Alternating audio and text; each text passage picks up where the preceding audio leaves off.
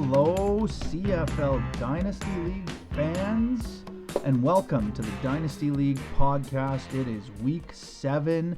This is your commish and host, Steve, holding down the fort as we get through another week of fantasy football. There were some shakeups in the standings this past week. We had some action on the trade market. We'll tell you about some injury activations and deactivations that have hit the teams as well. And oh my, what a week we have to look forward to. I can't wait. But let's, as always, kick things off with our fantasy review. All right, well, let's get right into our game of the week. It was Hildy taking on the Gronks. And wow, this one came down to the absolute wire. It wasn't even the Monday night game, but late in the Monday night game that we finally had a decision, and it was the Gronks cementing their place atop the U.S. division 125 to 123. It really was a decision to bring Ray Davis into the lineup, replacing James Cook. 16 points on the evening, and that was enough to get it done. Keon Coleman going on the other side for Hildy. He had a couple of looks, only ended up with 4 points. It was literally not even 2 points difference between these two teams, and Gronks taking their record on this one. We had some notable performances from Lamar Jackson. Kyler Murray didn't look great. Breece Hall, always 20 points. I mean, he's coming back to form. They got to feel real good about that. They had a couple of duds, though. Freiermuth, Kirk, Likely, even Schultz, not doing too much. But it was the strength of the running backs.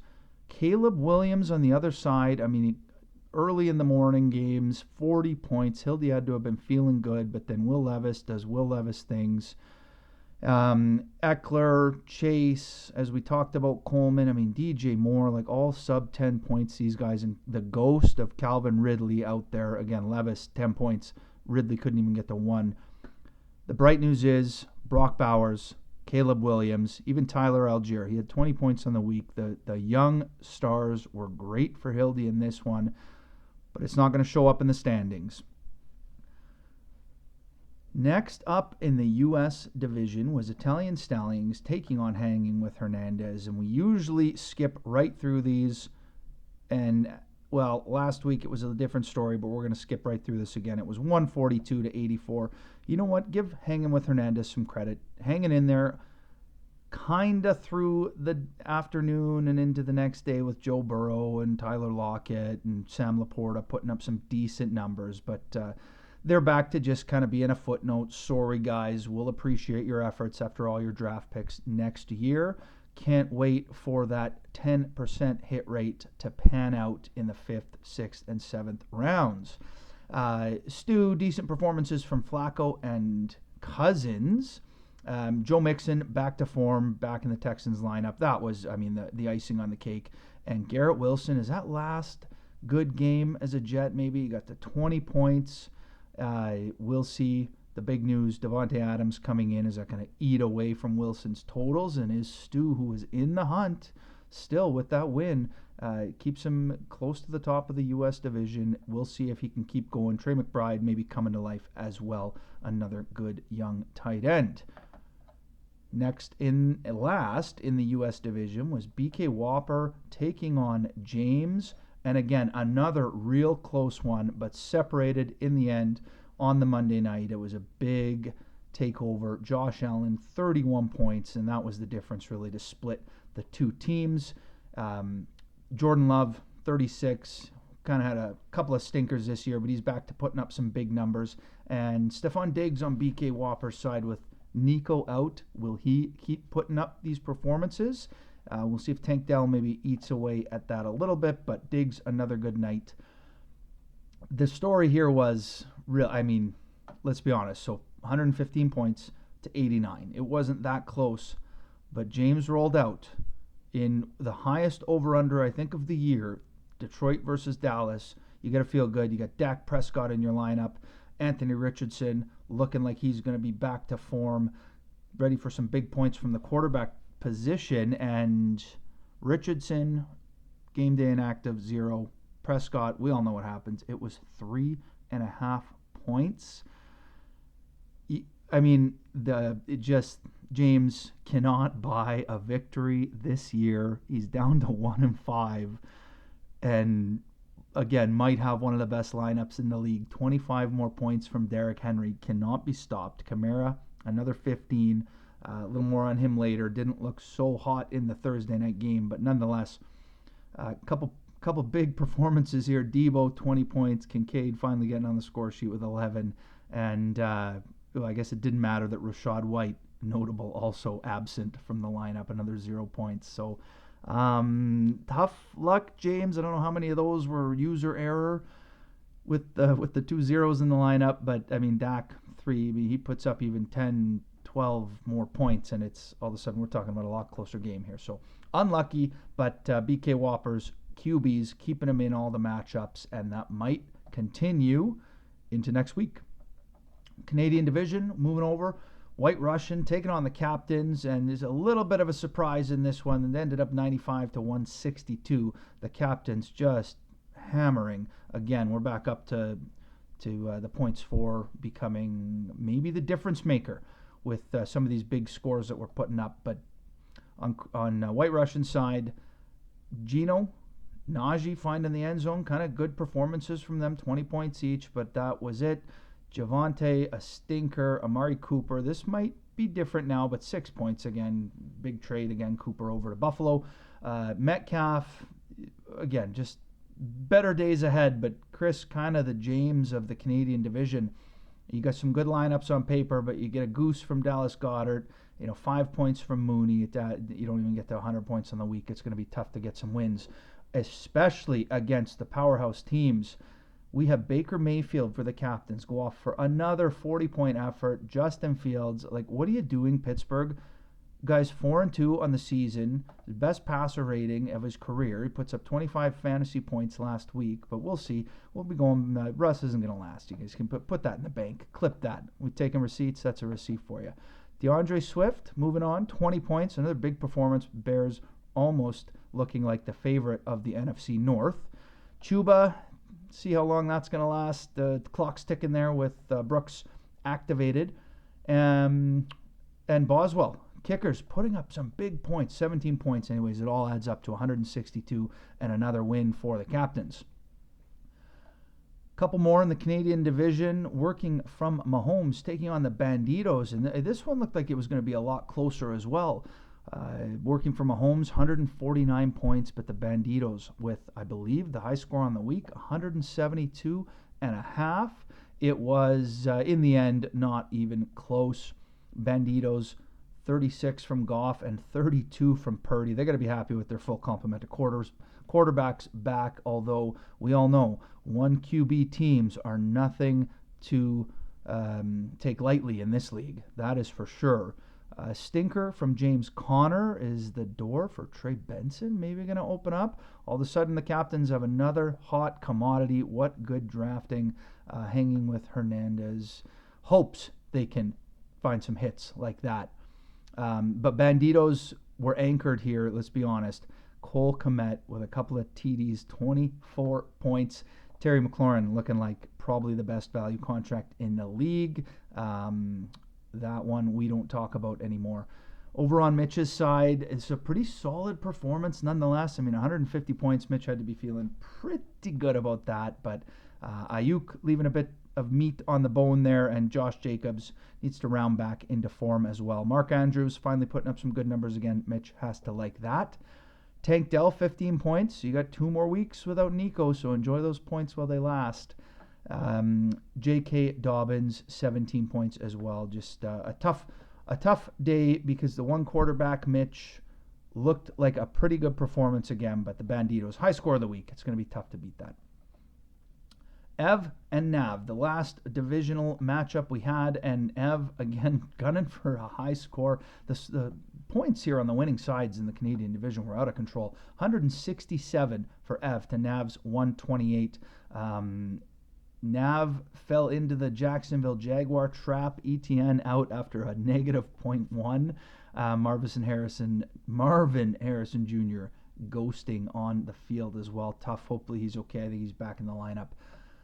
Jalen Hurts and Stroud just over 50 points combined in the losing effort, and A.J. Brown back to form. Better days for sure for Nav, especially if Ingram is back in the Jags lineup, putting up 18 points a week. Ev put up the big points. He had Rico Dowdle, Darius Slayton, and Jawan Johnson kind of letting him down, and his kicker only put up a single point, but some monster performances. Jaden Daniels, 28 again. Another example of a one-quarterback team just crushing it. Montgomery, that Detroit backfield is unstoppable. There's 20 from him. Bijan with a breakout game, hopefully, 24 points. And Chris Godwin, 30. George Kittle, tight end 1 on the season, 22 big points in the effort for Ev. That was your fantasy review from week 6. Let's move into the top players from last week as well. Well, we talked about it. Quarterback number 1 for week 6, Hildy's Caleb Williams. Good things in the future for Hildy. And oh yeah, number 2 on the season with another 40 points is Baker Mayfield. Goff, Love, and Purdy rounded out the top 5, over 30 points for each of them. Josh Allen, Jaden Daniels, Jalen Hurts, Lamar, and Drake May surprisingly makes it to QB 10. Is he now cemented as the Pats starting quarterback? Gives BK Whopper another big option. We'll see how that fares in, I think, his second start or second game action is going to come this week. Running backs on week 6. Well, again, you're going to have Derrick Henry near the top, but it was actually Sean Tucker. We'll see if Stu falls into the taxi squad call-up trap. 32 points in some garbage time action. Joe Mixon, your RB2, so Stu got to be happy with those performances. Derrick Henry finished 3rd, followed by Bijan and Montgomery. DeAndre Swift, Tyrone Tracy, a little more on him later in the waivers and transactions section. Breece Hall at number 8, Tyler Algier at number 9. So the Atlanta running backs had themselves a day. And Najee falling into the end zone gave Chris the number 10 RB on the week. At wide receiver, there's some familiar faces at the top. Chris Godwin, number 1 on the week with 30 points. Garrett Wilson, maybe his last time in the top 10 this year. We'll have to see. He was wide receiver 2. A.J. Brown, Alan Lazard, and Terry McLaurin. Followed by Debo, Gabe Davis. Hello. We'll talk about him a little later, too. One good week, and we get the panic buys starting to happen. Keenan Allen and Romeo Doubs, followed by Demario Douglas. Maybe Pat's emerging wide receiver threat as they shift to Drake May in the passing game. Those were your top performers of the week. And now, let's see how the commish did in his picks. We had Italian Stallions overhanging with Hernandez, Gronks over Hildy, the Banditos over working from Mahomes, and the Captains beating White Russians. We missed on the BK and James matchup. We thought James, and you know what? We talked about that one. It maybe could have fallen the other way, but BK with the win there. And we had Nav taking out Ev on the Canadian side. That did not work. Ev, second highest score on the week, takes out Nav. So 4-2 on the week for the commish picks. That brings us to 20-16. We have been looking good, over 50% on the last few weeks here, and we're going for another good prediction in week 7. All right, I know this is what everybody's been waiting for. This is part of the podcast where we go over the league standings and power rankings. Let's start with a quick look at the standings. The big shakeup was the Captains taking first place overall with the big points for record at 5-1 in the Canadian division. Banditos, not far behind. They had top score on the week, moved into second place, tied with Ev at 4-2.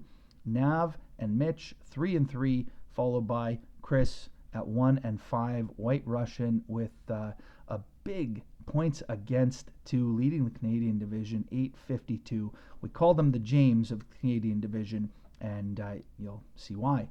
Over on the U.S. side, Gronks 5-1, 5 straight victories for the Gronks. They're right up there in the points for as well.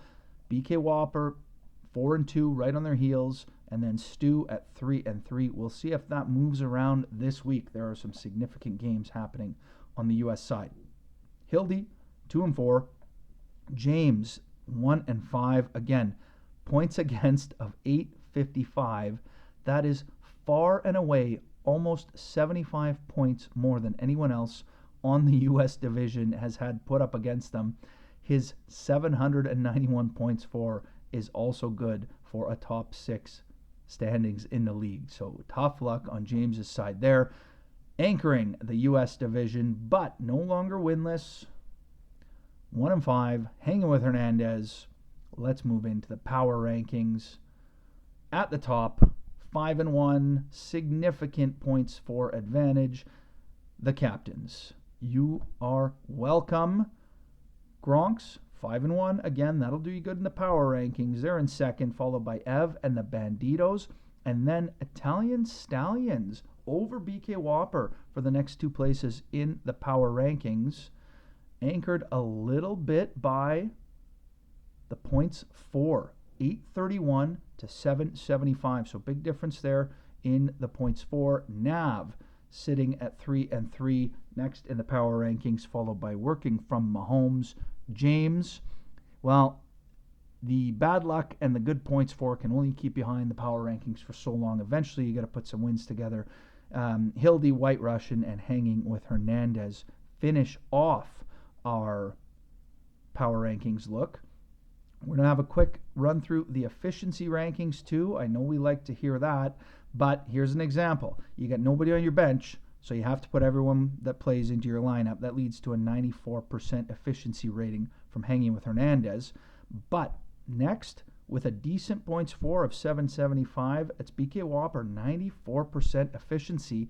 And this one's a little confusing. James is putting up the right picks, the right lineups every week. He's running 91% on the efficiency score, but you get a couple of gooses and you get people putting up the most points for, or points against, rather, against you, and that isn't going to bode well in the long run. Nav with a pretty good efficiency rating, that is, at 90% as well, the only other team above 90%. All right, now moving on to the transactions waivers section of the pod, and I told you we were going to have some good things to talk about here. Let's start it off. It was a very hot Thursday afternoon. The first trade came in as the Gronks gave up a 5th and a 7th to take on the 6th round pick from Hanging with Hernandez. This was a cap dump. They moved some dead cap over to Hanging with Hernandez, who are now officially the record-setting dead cap team. They'll hopefully move off a lot of that next year and be in contention for some free agents. At least that's what they will tell you. The next trade followed shortly after, within an hour and a half, not even, and it was Nav getting Gabe Davis. We talked about his good performance on the week. Nav shelled out a 4th for Gabe Davis. Good salary dump here for Mitch, giving him a little bit of cap room, getting a decent asset back, top tier asset back if you ask some managers in this league. And Gabe Davis, he's got some deep threat abilities. Maybe the Jags will turn it around. Nav gets the stack with Trevor Lawrence in that one. And then boom, an hour later after that, it was probably another salary cap move. The captain's moving on from Kenny Pickett, who has yet to see any action this year. A 7th in return from Hildy. Hildy takes on the contract. The captains were able to move up Bo Nix, which was one of the 2 promotions. We'll see. I mean, we already saw the Thursday game. It wasn't the 29, 30-point performance that he is capable of, but didn't fall on his face. The other promotion, Romeo Dobbs, finally getting into White Russian's lineup. I can't believe it's taken all this time for Dobbs to get up into someone's lineup. But with some activations as well off of injured reserve, Clyde Edwards-Helaire into Hildy's lineups, and Nick Chubb, first game action of the year, activated by Gronks. They also welcome James Cook back from injured reserve as well, rather being out. Goddard and Cordero Patterson are the casualties this week. Jake Moody, and Jonathan Taylor as well. So the Gronks with a couple deactivations and White Russian with a couple deactivations. So it was a very, very busy week. We love the trades. We love the action. We love the engagement. Let's keep those going throughout the year, you guys. And now we have another segment to move into. All right. Well, we'll quickly touch on the bad beat. Nobody claimed it. It's up to over $200 now. We are well on our way to the highest that it has ever been. But most importantly, who can ignore the elephant in the room? How can you even call it a bozo when the parlay hits? We almost had the full money bag, but we had one push. We're not gonna dwell on that. It was still a good victory, cleaning up almost 300 in the bozo, and it has turned in just a little bit more action. We got some extra bets going this week. There is still time to get in. Get in. Put your bets in. Let's hit a bigger, more beefy parlay going into week 7. Come on, bozo. There's got to be some FOMO after the first hit. It only took 3 weeks. Money in the bank. We did not fare so well on the Commission's locks, though, in week 6. The money line of the week, well, anytime Baker leading the league in touchdowns, pretty good with Bucks at minus 185.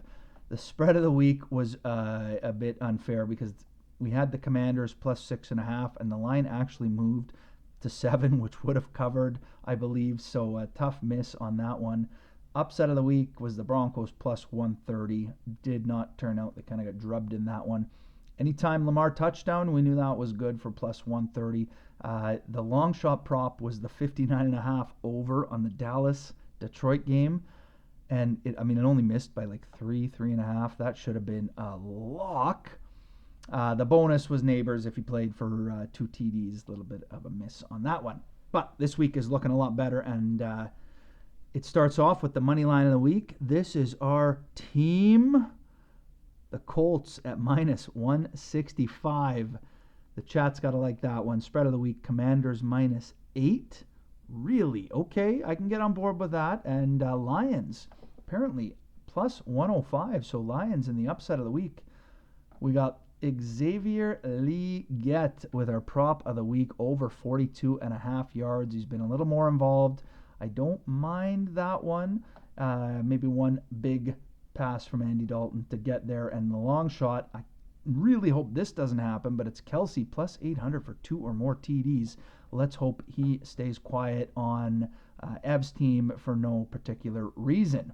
Those are your commish locks for week 7. All right, you know what it's time for. What we've really been waiting for, the fantasy preview. Well, this was an easy pick. There's implications. It's the highest over-under. It's the game of the week. BK Whopper at Gronks. Unfortunately, since we are post-Thursday night recording this podcast, the Gronks are in a little bit more of a hole. They were projected 8-point underdogs, and Cortland Sutton was supposed to get at least 9.5 points.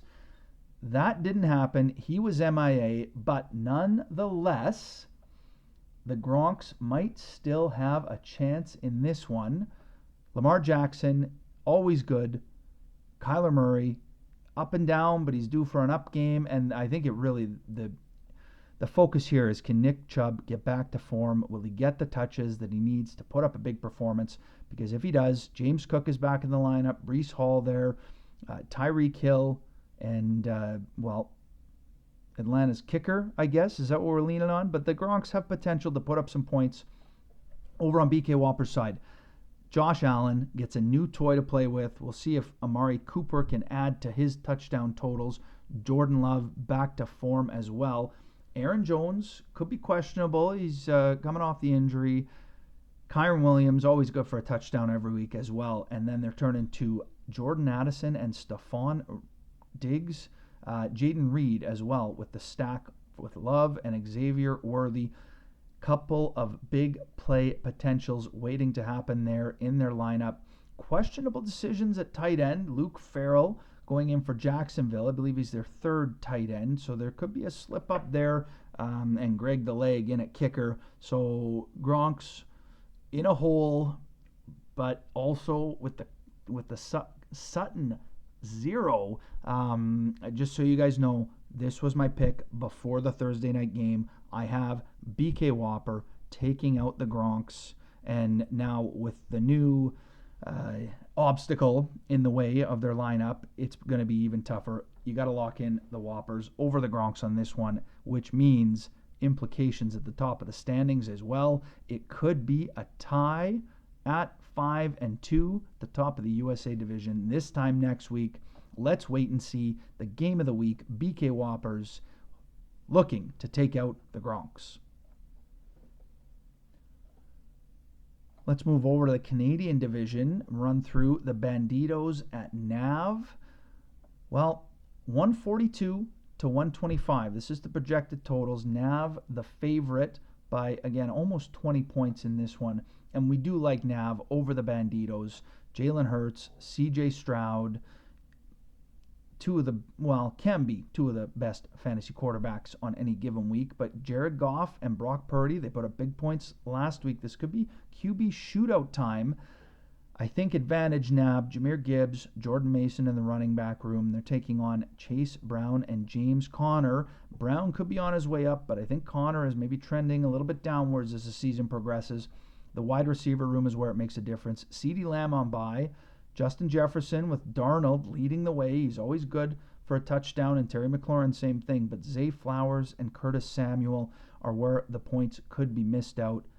Nav, A.J. Brown, Marvin Harrison Jr., Amon-Ra St. Brown.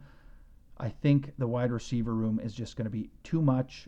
Evan Ingram, back to form. David Njoku, back in the Cleveland lineup. And there is one less target, one less mouth to feed. You got to think Njoku is good for some points this week as well. Take Nav plus the 17 points in this one. White Russian and working from our homes is the next Canadian matchup. And this might not shock anyone, but we like working from Mahomes. Only 10-point favorites in this one.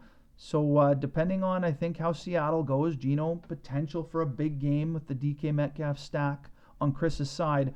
But Daniel Jones, I just don't think has the points in him at this time. And Javonte Williams, we had a good Thursday night game, so the line has shifted a little bit, but not too much. Amari Cooper, we'll see if he fits in the Buffalo lineup right away. And Dobbs activated and into the lineup for Green Bay. There could be some points. Mooney maybe good for a big touchdown too. But Sam Darnold, Patrick Mahomes, Dobbins, if he has another game like last week, it could be just too much for Chris to handle. Josh Jacobs and Kenneth Walker III to round out Mitch's running back room. Ayuk has been a bit of a stinker this year, so he's only projected for 8 points. Drake London, touchdown potential, and Jamison Williams, always good for a big play or two. That might be, or should be, enough, even with Jake Bates kicking for Detroit. I don't know, Mitch. Your kickers have been letting you down a little bit this year, but take Mitch, take the 10 points, and call it a victory for working from Mahomes. Last game in the Canadian division, it's Ev taking on the Captains, the second highest over-under of the week. It's Ev by almost 15 points. Maybe that line's moved a little bit with Bo Nix, not quite reaching his projection, but still a good performance on Thursday. The Captains don't mind being the underdogs. Baker Mayfield leading the way for them, taking on Jaden Daniels and Russell Wilson. Dangerous Russell Wilson. We'll see how he's going to perform. First action in quite some time. Coming off the calf injury. New system. New team. It is not looking good. That could be where Ev misses out on the points. David Montgomery and Tony Pollard and Bijan Robinson go up against Chuba Hubbard and Brian Robinson. Back to form. He's back in the Washington lineup. Slight advantage there, Ev, in the running back room. Chris Godwin, good for some points. That's going to be tough with the Baker Mayfield connection. We hope the targets go the way of maybe Mike Evans or Cade Otton would be nice instead of feeding Chris Godwin there. Jacoby Myers, with the loss of Davante Adams, he could be about the only thing or the only person that can catch balls in Vegas, minus the tight end, of course. They're going up against Tutu Atwell, who's been pretty consistent with the opportunities he's getting in LA. T. Higgins and Devontae Smith, we know, are always good for some big games. And then it's a double tight end teams going at it. Kelsey and Kittle on one side, that's okay. But when you have the likes of Hunter Henry and Cade Otton on the other side, you never are scared of the 1 and 2 tight ends in the league. Bring it on, Ev. We still like the captains in this one. Let's take the captains to overcome, Ev, and stay atop the Canadian division. Couple more games to run through on the U.S. side, and it is the middleman, 3-3 Italian Stallions, looking to get back into the title conversation. He's taking on James. This screams bad beat to me with James's team. We know the potential there, and Stu always can put up a little bit of competition. He's got some good big playmakers. It's Kirk Cousins and Andy Dalton going up against Anthony Richardson. No decisions here. Dak's on bye. James is rocking with one QB. So Richardson, I think, is, again, what this matchup hinges on. But Stu's favored 134 to 114, and I think for a pretty good reason. Kamara couldn't quite get it done on Thursday night either, so a little bit more of a hole there for James. But Derrick Henry could go off at any given time, and we'll see if Rachaad White, that might be a three-headed backfield in Tampa, so not sure how many points he can put up. Devon Achane and Saquon Barkley and Joe Mixon, it looks like Stu will get some decent points. Oh, Ramondre's in there. He's back in the lineup. Attaboy Stu as well. So definitely some big points coming from Stu's running back room. Malik Neighbors and Brian Thomas Jr., two of the rookies of the year. And Trey McBride at tight end. It's going to be too much for the likes of Wandale, Debo, and Christian Watson to overcome. Mike Evans, we talked about Baker Mayfield, could have a big game for James, but we got to take Stu in this one over James. Get Stu back in the playoff or the title picture on the U.S. side, and James, unfortunately, maybe with the bad beat, could soften the loss a little bit on this one. Didn't mean to talk about this one last for any specific reason, but it's Hildy taking on Hanging with Hernandez. We have the 2-win team against the 1-win team, and there could be some points in this one. Hildy going with Justin Herbert at the QB position. He'll be taking on Joe Burrow, and that's about where all the points are going to come from in this matchup. Honorable mention to Sam Laporta, who hopefully is breaking out now after a very quiet start to the season. Jamar Chase could be good for a touchdown or two, and Brock Bowers, another shining light on Hildy's side. This is Hildy 111 to Hanging with Hernandez is 77. I know there have been some upsets in the past when we look too lightly at Hanging with Hernandez, but take Hildy, give him his third win of the season, and keep him in playoff contention. Hildy over with Hanging with Hernandez. And that will do it for Week 7. I am looking forward to this weekend's matchups. There's going to be some movements in the rankings regardless of the outcomes. Love the action this week, guys, with the trades all over. 3 different ones in one day. That was awesome. Can we go back to back on a bozo? Are you kidding me?